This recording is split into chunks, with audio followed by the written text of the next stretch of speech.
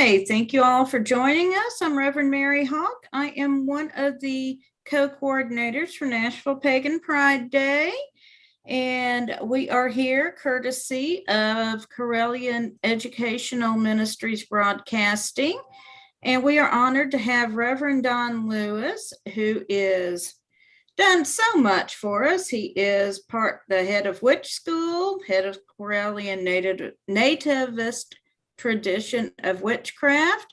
He is the creator of the Infinite Tarot, and he's here to tell us about it today. So I will ask everyone to mute your mic, turn off your video. Reverend Don will tell us about it, and then we will have a short question and answer period. So hello, this is Reverend Don Lewis coming to you from beautiful Witch School.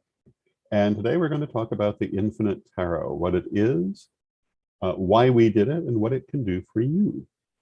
And the Infinite Tarot is a customizable tarot system that can be unique to every user.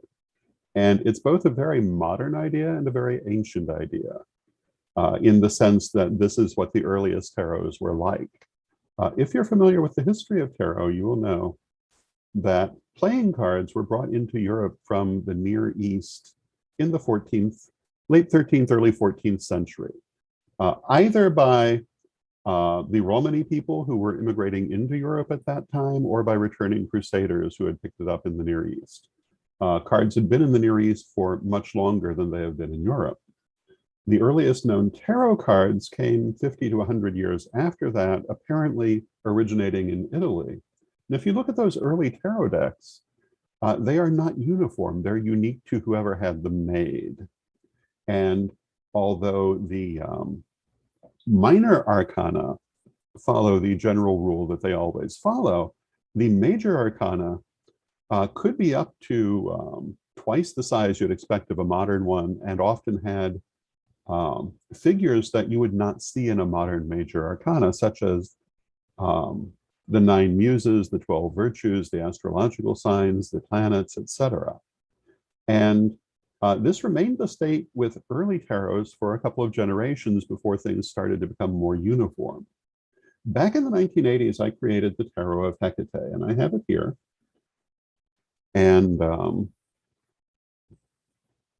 just show you some of the cards that we have in the Tarot of Hecate. And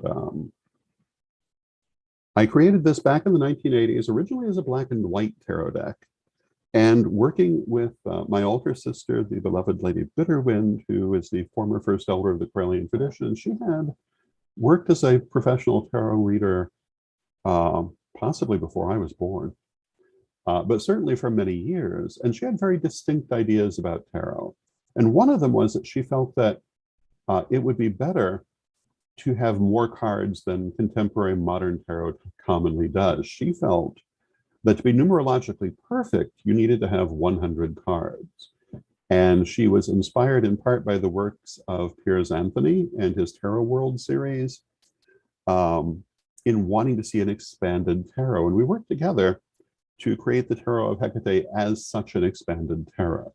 It has additional major arcana cards and an entire additional suit, bringing its cards to the total number of 100. And as you can see, this is from the suit of lamps,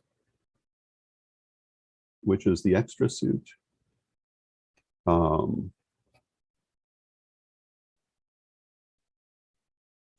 in general, a thick tarot deck.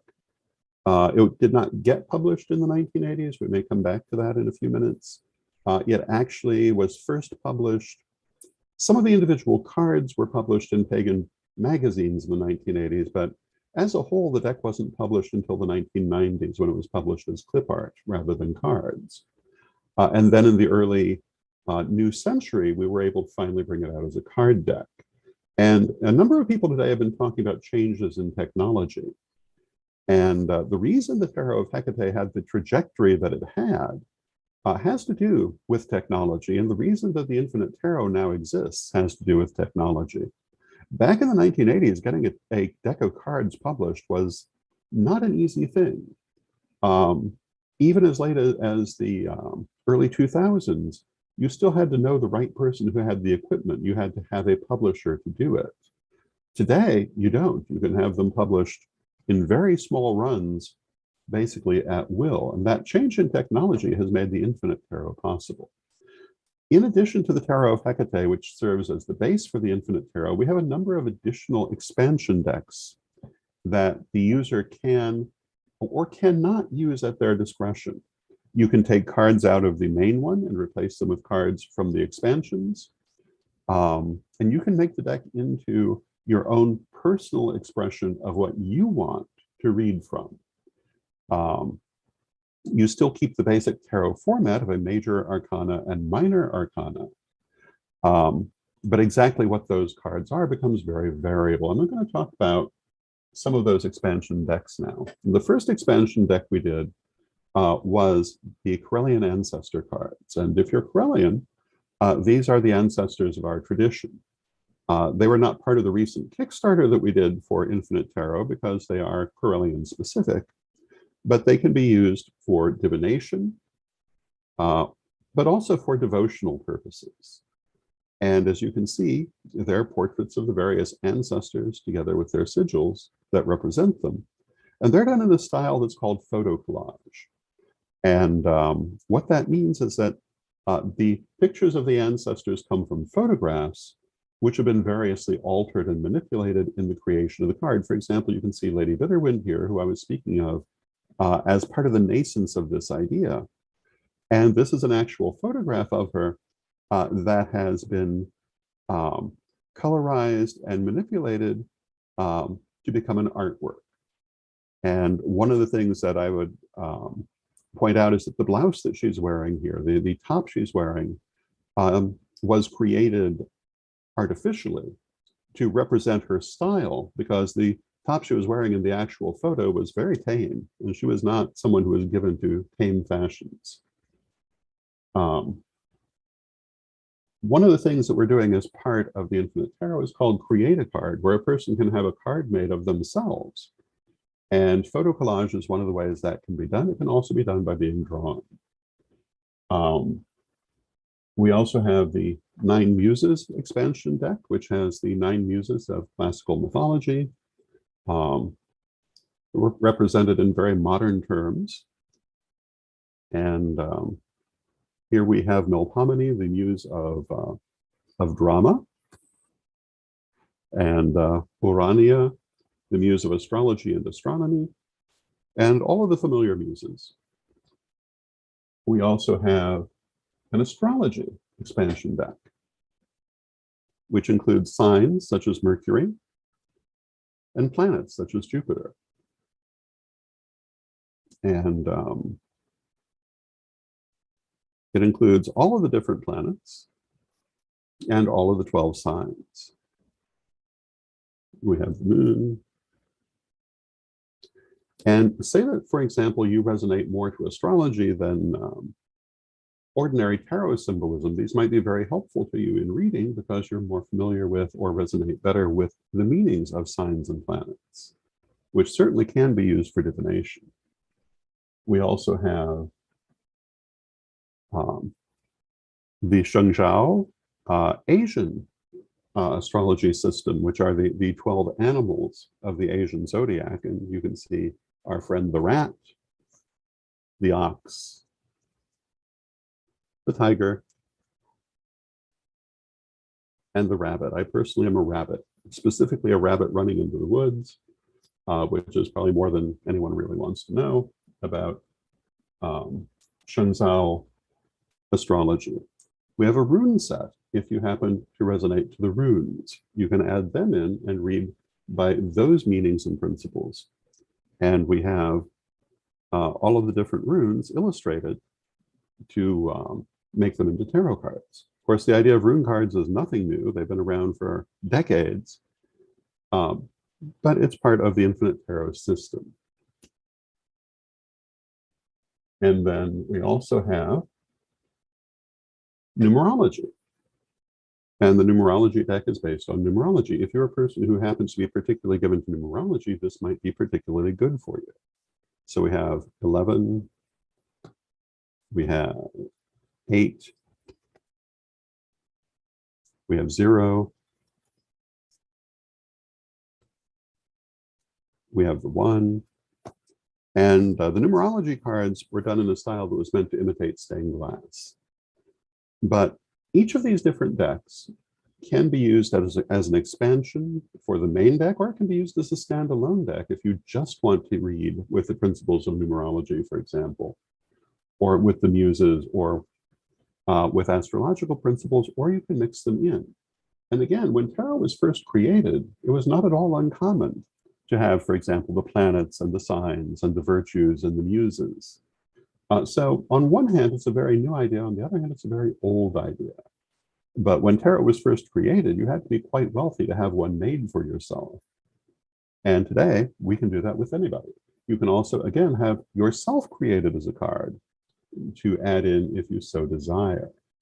And these are the basic ideas of the infinite tarot. So we also have, that I do not have on hand, we have the suit of witches, which is an additional suit if people wish it, which uses witch symbolism. We have in the process a midwinter themed alternate major arcana that you could use. And we plan to continue diversifying this indefinitely so that anyone who wishes to use the system can create a deck as unique as they want it to be, as tailored to their personal preferences as the resources we provide can make it. And of course, people can also request particular things, which we might or might not be able to do depending on what they are. But we could create virtually anything for it. And therefore, it becomes a very mutable tool. Now, what is the point of this? And there are 2 points. One, again, some people resonate more to one set of symbolism than another. I know people who love numerology but can't get into astrology at all. And equally might not be very inspired by traditional tarot, but by adding those numerological elements, it tailors it much more to their personal skills. The second thing is, particularly for a professional reader, having a deck that is unique to yourself, that no one else has exactly the same deck as, can be very useful. It helps you to tailor your readings to your skills and to your understandings in a way that an off-the-rack tarot, for want of a better way to put it, really cannot do. And by altering the contents of your particular infinite tarot, you can make it whatever you want it to be. Also, I mentioned that we're developing a midwinter themed alternate major arcana.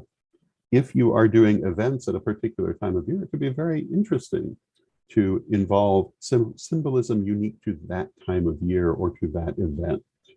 So it's a very customizable system. And I'm going to ask if anyone has any questions at this point. And I see someone has raised their hand. And Rachel, you have a question. Yeah, I guess I'm just fascinated by the prospect. I hear that, at least at the moment, or potentially as a base, this Hecate deck, this infinite deck, has 100 cards.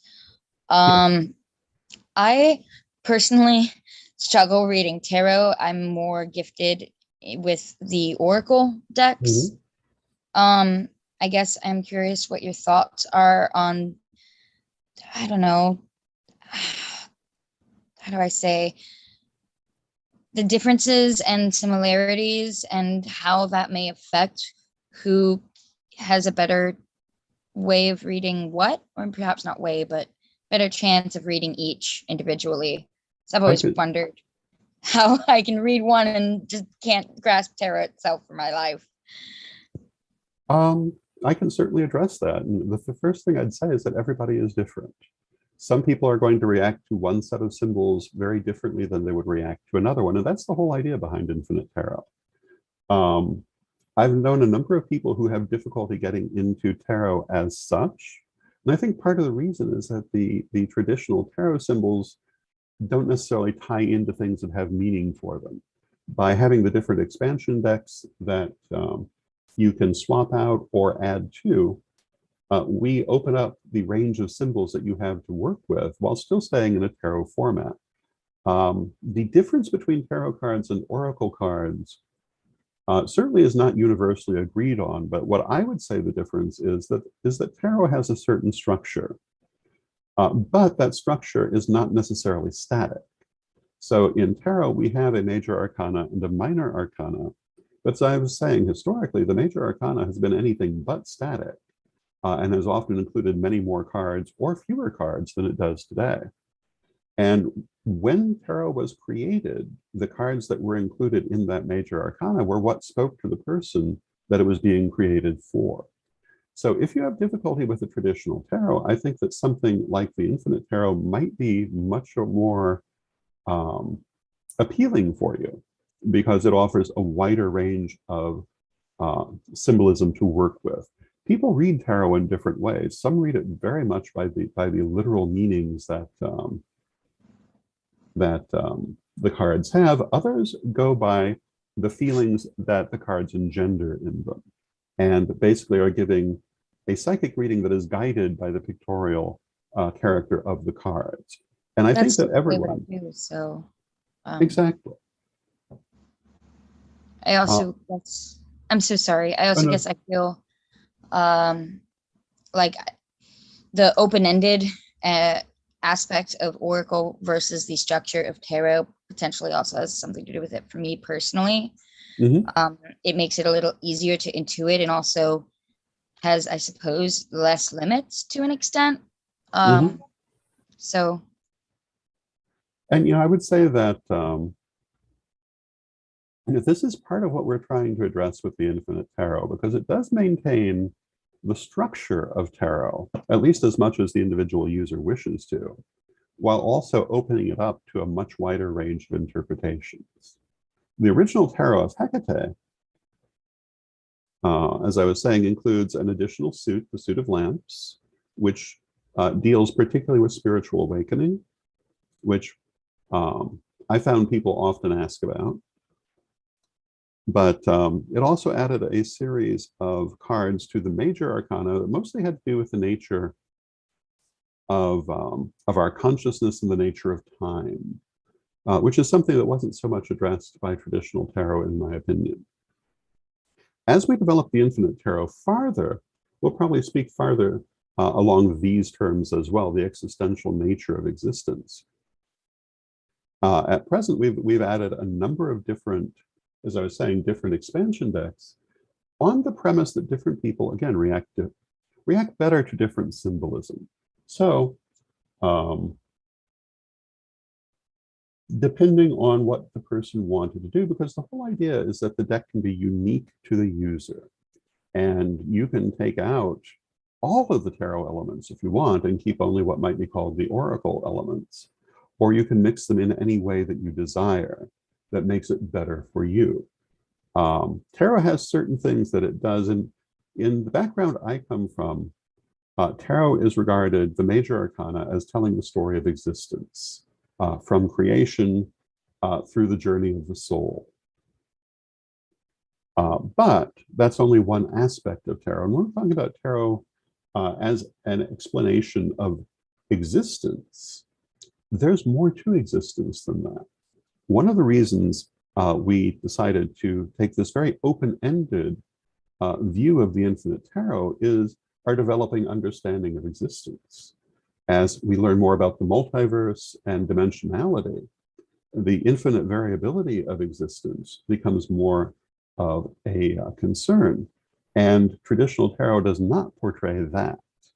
And one of the things that we're hoping to do through Infinite Tarot is to also portray that aspect of the soul's journey and how we cross from one dimension to another on a regular basis. But for the ordinary user, that may or may not be the thing that they would notice. They would notice the variety. And again, some people really resonate to astrology. Some people really resonate to something like the runes. Some people really resonate with mythology. And all of these different elements can be mixed in. And as we continue to develop the Infinite Tarot farther, there will be more of them to mix in. And those symbols that particularly stir your subconscious, your higher self, will be available there for you to work with. And I know for myself, when I first started reading tarot, I had to find a key to really resonate with it. And when I understood the nature of that story of existence, then I had my key. But without that key, it was just a bunch of pictures, really. But once I understood the story, it took on a very different meaning. I started tarot very early. And understanding that story of the journey of the soul has been a major part of my life and my relationship with tarot.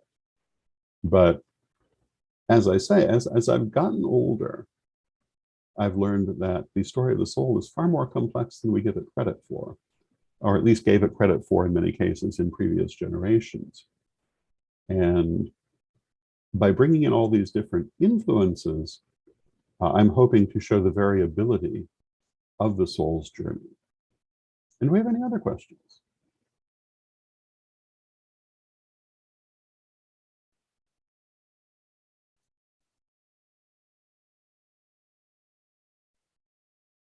Let me, so one of the expansion packs is the Astrology expansion pack. And I think what I will do is I'm going to draw a couple of cards and tell you how they would be used in divination. And let me just draw one randomly. And we've drawn Mars, the planet Mars. And how would you read the planet Mars if it came up in a reading? Well, in astrology, as opposed to mythology, Mars is sudden happenings. It can be quick actions. It can be conflict. It can be temper. Mars is not always treated as the most positive planet, but it can be. It is definitely a planet of energy and vitality. And again, quick, sudden happenings. If this came up in a reading, I would assume that whatever was being asked about at the point where this card appears would experience a sudden acceleration and possibly a conflict. Another astrology card. Virgo. Let's look at Virgo. And this is the Virgo card.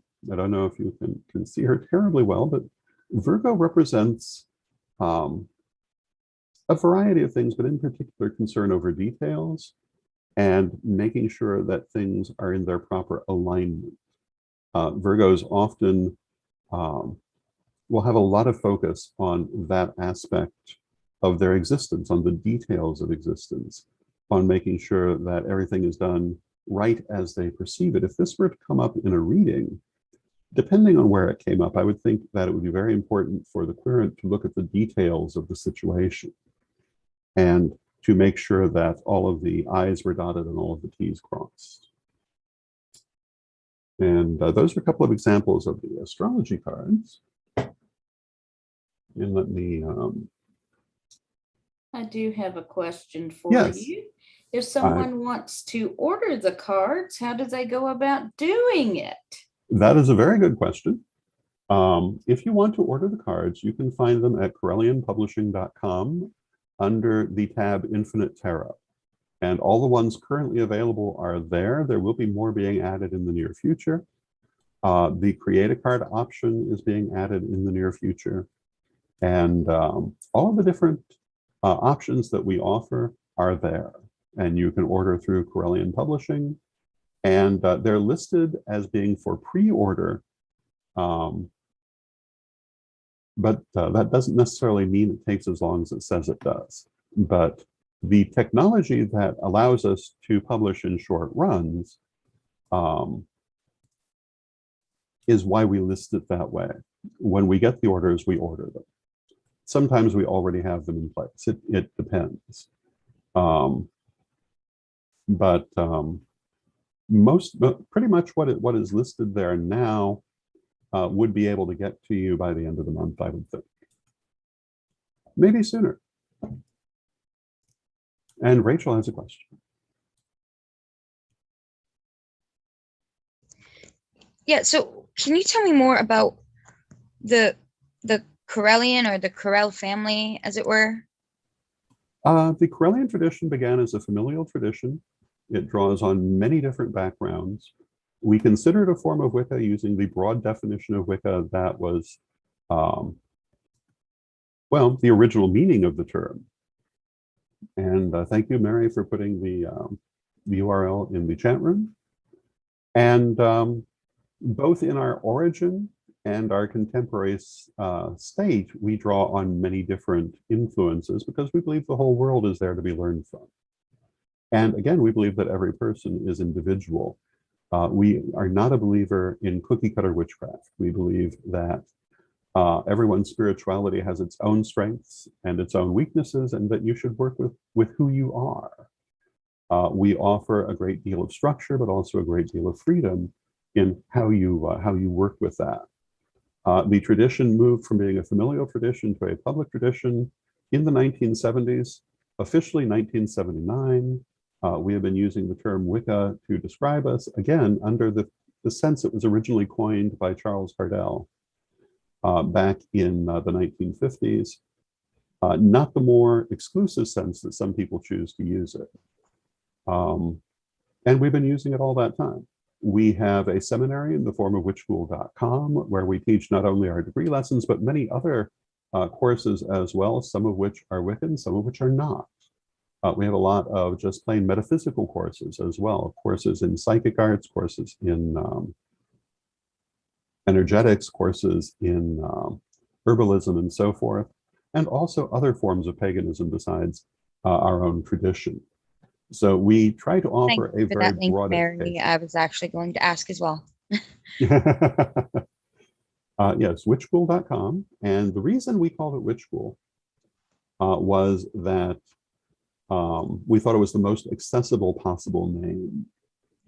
And whenever somebody goes to look for instruction in witchcraft, what's the first thing they're going to Google? Witch School. And there we are.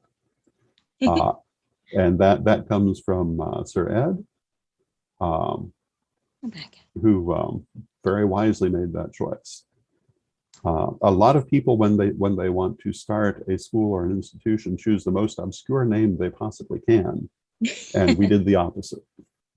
And that is part of our philosophy, and also part of why there is an infinite tarot. We believe in accessibility. We do not believe in hiding things away. We think that that is a path of danger, really, because there's strength in numbers, and alliances are good. We believe that. Thank you. We believe that, importantly, we believe that the more people have access to good information about spirituality and metaphysics, the better people they're going to be as they develop themselves spiritually. And the more people develop themselves spiritually, the better the world is going to be as well, because more spiritual people in it will make it a better world. Huzzah! Thank you. And to do that, you have to put it out there. And yes, there are people who aren't necessarily going to accept it or want it at that moment. But that's not a problem in my view. We also have the Acrillion peace prayer, which is all about praying for peace. And I've had people say, you can't possibly have perfect peace by just praying. Why are you doing this? And our answer is, the more peace we can have, the better. It doesn't have to be perfect the first day. That's something to work toward, but that doesn't mean just because you can't have it overnight that you don't work toward it. And it's the same with building a more spiritual world. You get there one step at a time. It's not leaping a chasm, it's walking a path. And that's why Witch School was made so accessible, why our gates are so wide open. And if anything, we hope to open them wider as we go forward. Is there a cost at all to any of these? It depends. At Witch School, we have free memberships, and those free memberships come with access to a great many courses. It's all outlined on the site. You can do the entire first degree course as a free basic member. There are also other courses that are supporting memberships where there is a cost, because it doesn't pay for itself. Understandable. Maintaining something like that takes a lot of financial effort. But we feel that we have accessible prices also for our supporting members and a great deal available to our free members. And the Awesome. tradition is the same way. You can join simply by joining. If you go on to become clergy, there is a clergy application fee, which I would say is very reasonable also, but which helps to defray all of the expenses of running the tradition. And witchschool.com is a legal seminary of the tradition. And by graduating the clergy courses there, as well as through other possible sources, you can apply to the church for clergy standing. So we try to offer as much as we can without charges, and we try to have reasonable charges where we need them in order to be able to afford to go forward. With the Infinite Tarot, we also try to establish as reasonable a cost as we can for it. I mentioned that we first brought out the Tarot of Hecate in the early part of the new century.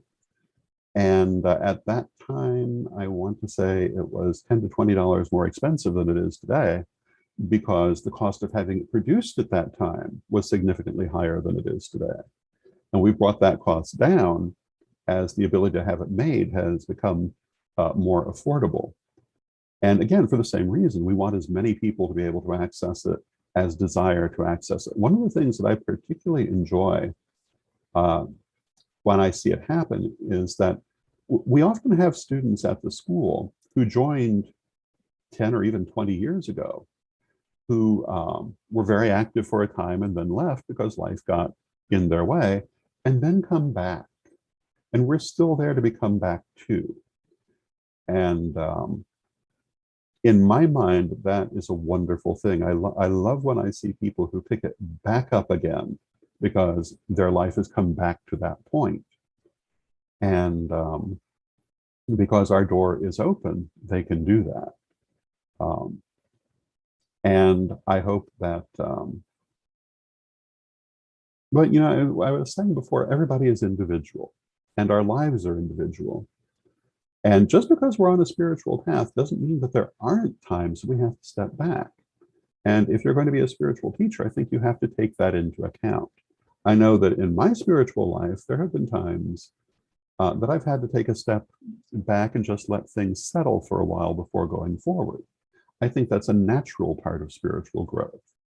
I can also say that as I have grown spiritually, I've found times where the next set of teachings were very hard to wrap my mind around. When I was studying third degree back in 1978, and my teacher, Lady Crystal, started talking about multidimensionality and probable lives and things like this, it was very difficult for me initially to wrap my head around that. But Lady Crystal was very wise, and her response to that was, okay, we'll come back to it later. She didn't try to force it through. She didn't try to drum it in. She said, let's wait a while and come back. And when we did come back, I found that it was no longer difficult to understand, even though I hadn't approached it at any point during the roughly 6 months that elapsed. And I think that this is a good illustration of how spirituality can work for people. Even if when you first open a new spiritual subject, you find that you have difficulty with it, that doesn't mean that you can't find perfect understanding of it later or improved understanding. I suppose nothing's ever perfect. But as you go forward, you have to let things take their time. At Witch School, we let the student take their own time in studying. And, I know people who have taken years on particular degrees, and that's perfectly fine. I think it's better to do that than to try to force your way through when you're having resistance.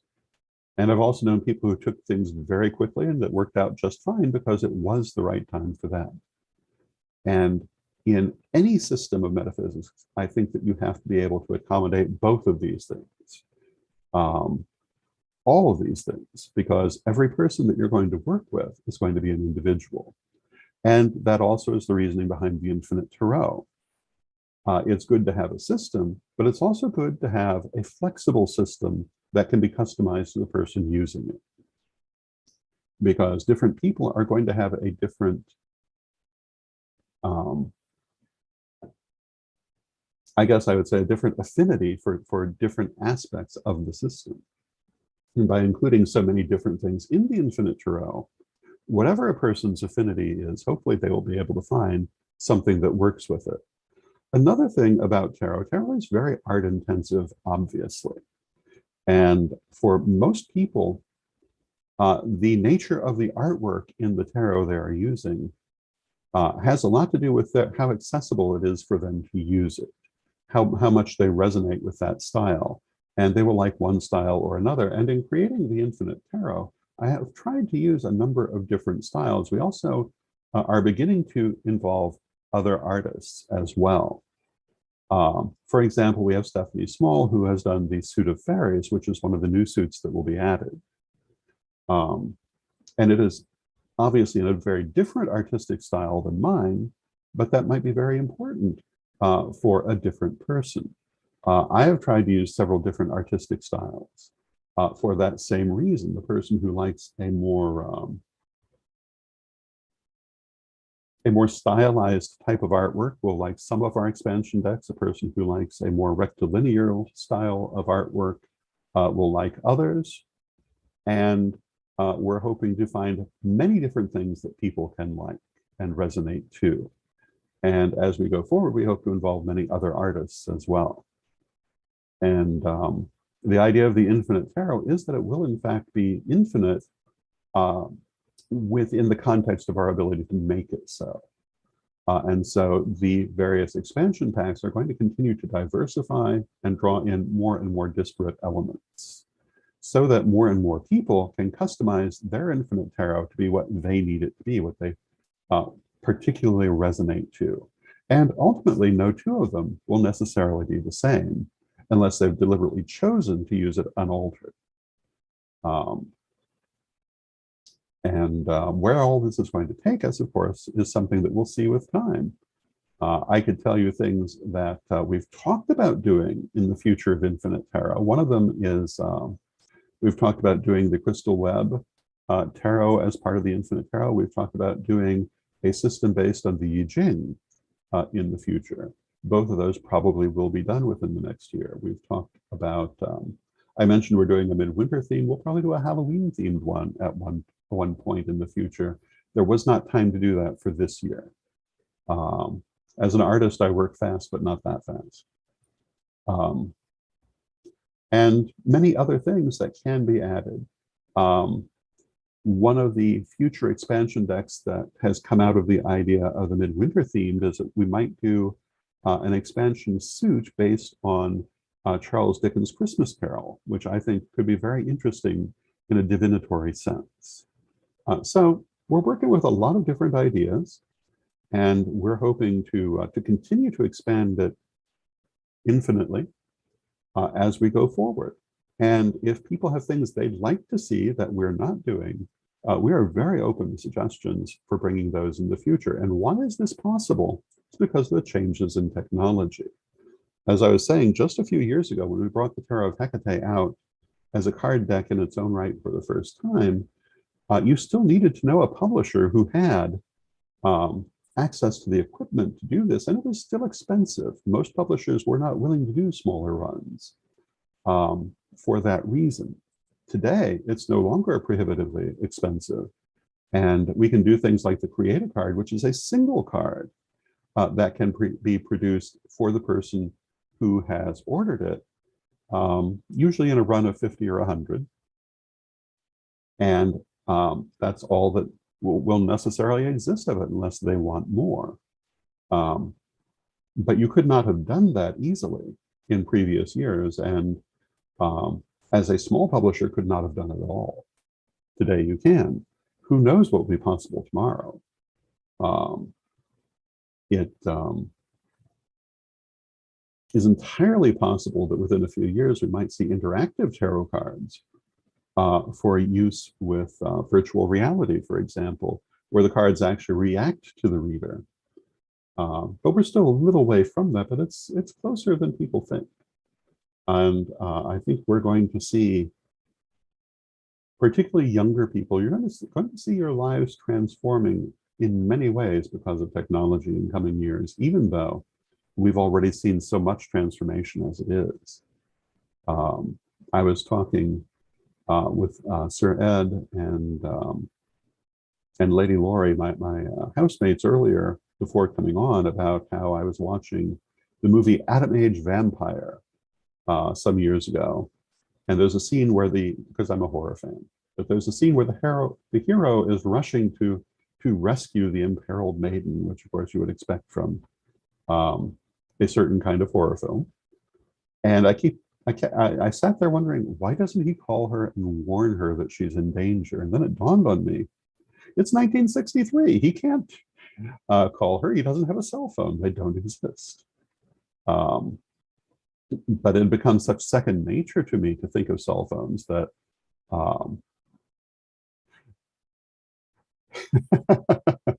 and I see in the chat room the comment, let's just hope we don't get trapped for 2 years in a VR game that can kill everyone. And, I don't know that technology is not going to be here. Many of the things that we've done metaphysically for millennia are now also being done technologically. And the interplay between these two ways of approaching things is going to be a fascinating thing to watch as it unfolds, because I do not see them as being in competition. VR is, for want of a better way to put it, a kind of astral travel. It will mimic many of the things we do in the astral. I see that as a way of enhancing our astral practice, not as a competition to it or a challenge to it. I see that as a way of moving forward still faster with our metaphysical learnings. And with that, I see that we're approaching the end of the workshop. So I'm going to ask if we have any more questions. And I see Rachel has her hand raised again. Hi, Rachel. Hi, sorry. Can you tell I'm a Ravenclaw? Always raising my hand. That's wonderful. Okay, so 2 notes. One, I want to maybe clarify that reference for anyone who doesn't understand. It's from an anime called Sword Art Online, where that literally happens. And it, again, reference semi-joke, but also somewhat of a fear, but. The second thing I just want to kind of, I suppose, correlate on the practices that you were discussing and that I asked about earlier is that I consider myself omnistic, and I guess that just seems like it is very perhaps even like parallel with that sort of belief system. And I'm just curious how well you feel like they align and what differences you might be able to point out that perhaps separate the two. Well, part of my answer to that is that it would depend, of course, in part on how exactly you understand that term versus how I understand that term. But as I understand the term omnistic, it is the idea that everything is there to be learned, everything is there to be experienced. And that's very much the point of view I come from. And I mean, obviously, some things are more fun to experience than others, but from the point of view of the soul, all experience is good. But in terms of the infinite tarot, or even the Acrillion tradition, knowledge is universal. Knowledge is the way that you view certain things may be specific to your background, but knowledge itself is still universal. And I think that it's very foolish to deny learning about anything that is beneficial to yourself and to your soul. I have studied all spirituality that I could in my lifetime, and you can see the books. Well, you probably can't see them well enough to see the titles, but you can see a lot of books in the background. many of which are about spirituality, others are about history. And I think the worst thing that a person can do, although I suppose everyone's different and some people are in that place, but I think that from my point of view, the worst thing you can do is limit what you're willing to learn. I mentioned Lady Bitterwind several times. She had a saying that she was particularly fond of, that the only good reason to have a priesthood is to stop people from putting limitations on their understanding of God or of spirituality. And human nature is human nature, and people do like limitation, but I think it is not necessarily to be desired. I think that understanding is always to be desired, that it's always good to study, even though you may belong to a particular system, to study all the other systems as well, because you may find things that will expand your mind and your consciousness. Because there is no one right way, because I'm a great believer in the idea as above, so below, part of which is that the creator is always part of the creation. Therefore, none of the creation can be without worth. And it's all worth knowing and understanding. Of course, we can't do that in one lifetime, but we can do our best. And we have many lifetimes to work with. And that's part of the idea of the infinite tarot, that it's not a narrow path, it's a broad path. And there are a lot of things to know, a lot of things to pull in and to use to expand your understanding. And so I don't see it as being a change from traditional tarot, but an expansion of traditional tarot ideas, and in some ways a return to the original ideas of tarot. And with that, I think we probably have ended the available time. Am I correct? I 'Cause I think can we keep are. talking. I could we keep are. listening, but I don't want to run everybody out. I think we are coming to the end of the session, and Applause. I want to thank you so much for coming. Thank And you. I believe you will be available in our lobby to do readings for a little while afterwards, Yes. if anyone would like a reading. And I will also add, Lord Don is retired mostly from doing readings. So this is a great opportunity if you've ever wanted to get a reading from him. I only do readings a couple of times a year for events that I support.